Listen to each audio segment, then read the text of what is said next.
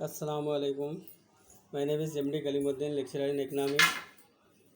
آج کا میرا ٹاپک ہے بی اے سیکنڈ سیمسٹر کے لیے زر کا مقدار کا فشر کا نظریہ, کوانٹیٹیو تھیوری آف منی, فشر وزن. تو جیسے کیا ہے فشر کا اعلیٰ مبادلے کا نظریہ, جیسے ٹرانزیکشن اپروچ آف فشر کا اعلیٰ مبادلے کا نظریہ. جیسے مشہور و معروف امریکی معاشی ماہر ارونگ فشر نے زر کا مقداری نظریہ پیش کیا, جس کو اعلیٰ مبادلے کا نظریہ بھی کہا جاتا ہے. اس نظریے میں معاشی سرگرمی کی سطح کا تعلق زر کی مقدار پر رکھا گیا ہے. زر کی ضروریات یا طلب بھی زر کی قدر کو متاثر کرتا ہے. اس طرح اعلیٰ مبادلے کا نظریہ میں زر کی مقدار قیمت کی سطح یا زر کی قدر کا تعین کرنے والا سب سے اہم عنصر ہے. زر کی مقدار میں کسی بھی قسم کی تبدیلی قیمت کی سطح میں اسی تناسب سے تبدیلی پیدا کرتی ہے. تو اسی لحاظ سے فشر کے اس نظریے کے مطابق جب زیر گردش زر کی مقدار میں اضافہ ہوتا ہے تو قیمت کی سطح میں بھی راست اسی تناسب سے اضافہ ہوتا ہے, اور زر کی قدر میں کمی ہوتی ہے. فشر نے زر کی رسد اور زر کی قدر کے درمیان تعلق کو حسب ذیل مساوات سے ظاہر کیا ہے. جیسے M V equal to P T, M V مساوی ہے پی ٹی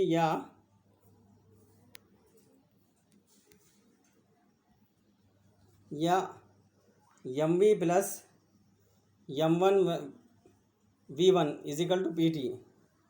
جیسے کہ یہاں پر پی ٹی مساوی ہے زر کی طلب ہے, اور کیا ہے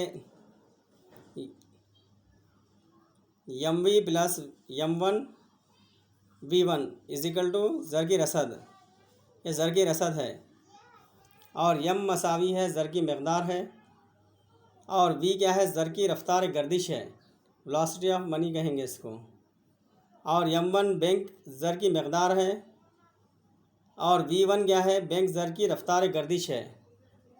تو اسی لحاظ سے جیسے کیا ہے ٹی بولے تو کیا ہے لین دین شدہ اشیاء اور خدمات کی مقدار ہے.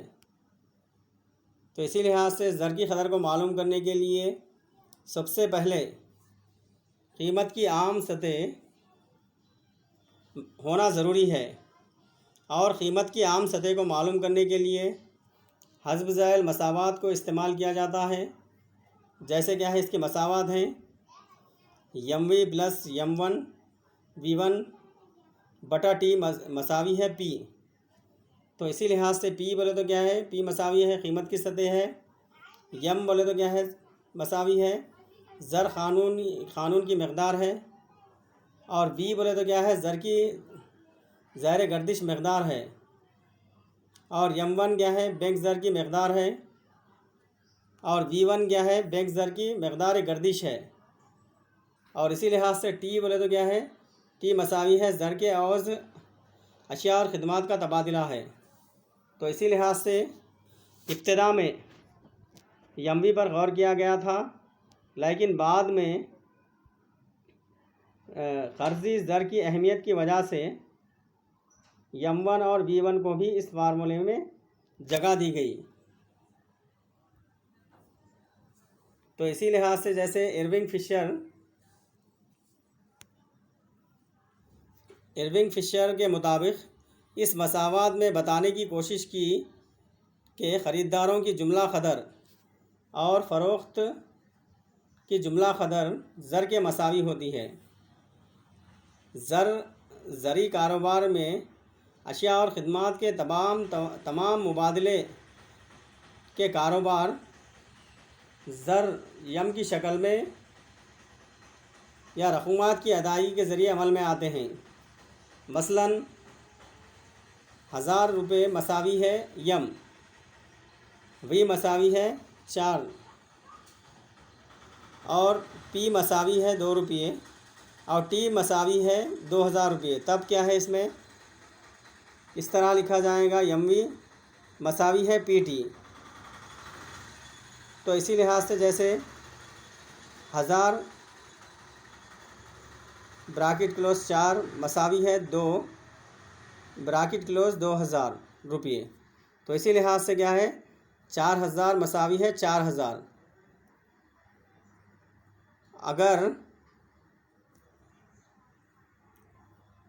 اگر یم زر کی مقدار بڑھ کر 1500 ہو جاتی ہے تب قیمت کی سطح پی میں بھی اسی تناسب سے اضافہ ہو کر 2 سے 3 ہو جائیں گی. تو تب کیا ہے اس کو کیا ہے 3 براکٹ کلوز 2000 مساوی ہے 1500 4 کی براکٹ کلوز اور روپیے. اس میں کیا ہے روپیے کتنے 6000 مساوی ہے 6000 ہو جاتے ہیں اس میں بھی. تو اس طرح پی مساوی ہے یم وی بٹا ٹی مساوی ہے پی. تو اس طرح سے جیسے کیا ہے 15000 مساوی ہے 3 اور براکٹ میں کیا ہے 4 کلوز بٹا 2000. اور اس طرح زر کی مقدار یا زر کی قیمتوں کی سطح کا تعین کرتی ہے. جب زر کی مقدار میں اضافہ ہوتا ہے تب افراد اپنی روزمرہ کی ضروریات کے لیے ضروری رقم زیادہ اپنے پاس رکھنے کو پسند کریں گے، اور زر کی رسد میں اور بھی زیادہ اضافہ ہوتا ہے تب وہ اس رقم کو خرچ کرنا پسند کریں گے. اس طرح اضافی خرچ کی وجہ سے مکمل روزگار، قیمتوں میں اضافہ وغیرہ حالات پیدا ہو جائیں گے جس کی وجہ سے لین دین کی قدر میں اضافہ ہوگا. اور کیا ہے اس میں زر کی طلب میں اضافہ ہوگا، اور یہ سلسلہ اس وقت تک چلے گا جب تک کہ زر کی طلب اور زر کی رسد مساوی نہ ہو جائے. اور اسی لحاظ سے فشر نے اس نظریے کو مندرجہ ذیل شکل کے ذریعے سمجھانے کی کوشش کی ہے. تو اس نظریے کو کیا ہے سمجھایا گیا ہے جیسے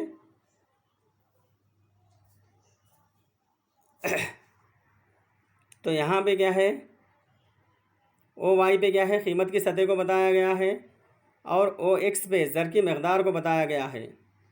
تو اسی لحاظ سے مندرجہ ذیل شکل میں او ایکس محور پر کیا ہے زر کی مقدار کو اور او وائی پر قیمت کی سطح کو بتایا گیا ہے. اگر زر کی رسد یا مقدار او یم 3 سے بڑھ کر او یم 1 ہو جاتی ہے تو قیمت کی سطح بھی بڑھ کر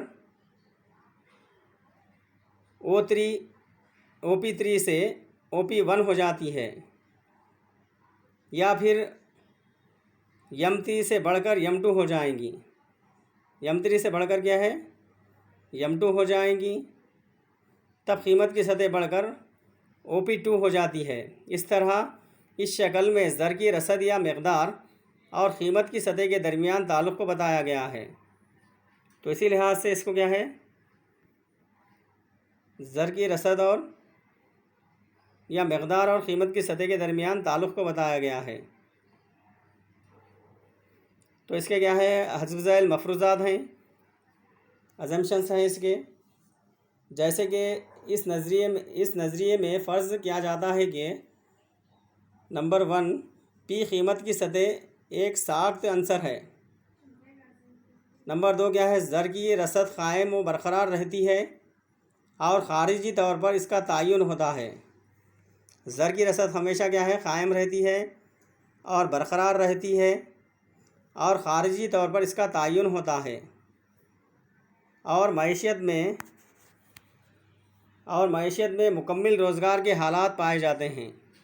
تو معیشت میں ایسا ہوتا ہے، وہاں معیشت میں ہمیشہ کیا ہے مکمل روزگار پایا جاتا ہے. اور نیکسٹ ہے جیسے زر کی طلب مبادلے کی قدر کے تناسب کے لحاظ سے ہوتی ہے.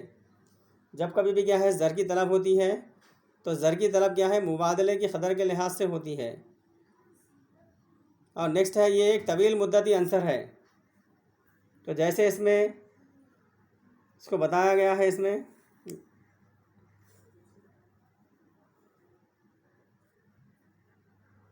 یہ گراف میں بتایا گیا ہے، جیسے مندرجہ ذیل شکل میں زر کی قدر کو دکھایا گیا ہے۔ جیسے او ایکس محور پر زر کی مقدار کو بتایا گیا ہے اور او وائی محور پر قیمت کا جوابی رد عمل یعنی 1/p دکھایا گیا ہے۔ اور کیا ہے، خط کا جھکاؤ زر کی قدر میں کمی کو ظاہر کرتا ہے۔ جب زر کی رصد اویم ہے تو زر کی قدر 1/p4 ہے، یعنی جب مقدار زر کم ہوگی تو زر کی قدر زیادہ ہوگی۔ جب زر کی مقدار آہستہ آہستہ بڑھتے ہوئے OM2 اور OM4 ہو جاتی ہے تو زر کی رصد کیا ہے، گھٹ جاتی ہے۔ تو اسی لحاظ سے کیا ہے، اس پر بھی کیا ہے، بعض معاشی ماہرین نے اس پر کیا ہے تنقیدیں کی ہیں۔ جیسے فشر کے مساوات جس میں MV مساوی ہے PT، اس بات کی وضاحت کرتی ہے کہ زر کی مقدار ہمیشہ مبادلے کی ہوئی اشیاء اور خدمات کی مجموعی قدر کے مساوی ہوتی ہے، لیکن یہ مساوات اس بات کی وضاحت نہیں کرتی ہے کہ زر کی مقدار میں اضافہ کس طرح قیمتوں کی سطح کو متاثر کرتا ہے، اور یہ ایک حسابی مساوات ہے۔ اور نیکسٹ ہے، جیسے یہ فرض کر لیا گیا ہے کہ P ایک ساکن عنصر ہے، لیکن حقیقت میں یہ صحیح نہیں ہے۔ روزگار اور پیداوار میں تبدیلی سے P متاثر ہوتا ہے اور P کاروباری سرگرمیوں اور سرمایہ کاری اور منافع کو متاثر کرتا ہے۔ اور نیکسٹ ہے، جیسے اس میں مکمل روزگار یعنی حقیقی صورتحال سے مناسبت نہیں رکھتا۔ زر کی مقدار میں تبدیلی روزگار اور پیداوار کی سطح کو متاثر کرتی ہے، تو اسی لحاظ سے بھی گیا ہے، اس پر تنقید کی گئی ہے۔ اور فشر یہ فرض کرتا ہے کہ V اور T دونوں آزاد ہوتے ہیں اور زر کی مقدار یم میں تبدیلی سے یہ غیر متاثر رہتے ہیں، لیکن حقیقت میں ایسا نہیں ہے۔ زر کی مقدار میں تبدیلی سے زر کی گردش V میں بھی تبدیلی واقع ہوتی ہے اور پھر پیداوار کی مقدار T میں بھی تبدیلی ہے، تو اسی لحاظ سے بھی کیا ہے، اس پر تنقید کی گئی ہے۔ اور نیکسٹ ہے، جیسے اس نظریے کے مطابق تمام مبادلے نقد ادائیگی کے ذریعے عمل میں آتے ہیں، لیکن حقیقی کاروبار میں قرض کی بنیاد پر فروخت بھی ایک اہم رول ادا کرتے ہیں۔ تو کیا ہے، قرض کی بنیاد پر بھی کیا ہے فروخت کیا جاتا ہے، جیسے کیا ہے ادھار دینا یا قرض دینا، تو اسی لحاظ سے بھی کیا ہے، اس پر کیا ہے فروخت اہم رول ادا کرتا ہے۔